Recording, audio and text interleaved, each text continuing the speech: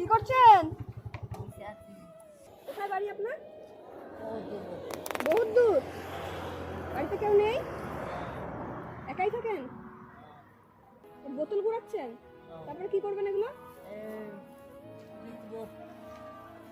বেচবেন? কোথায় বেচবেন?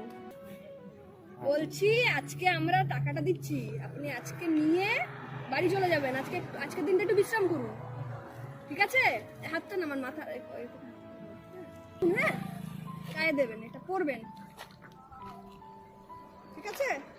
শাড়ি তো নেই আমাদের কাছে আপাতত। কত রাখেন? এর কত টাকা?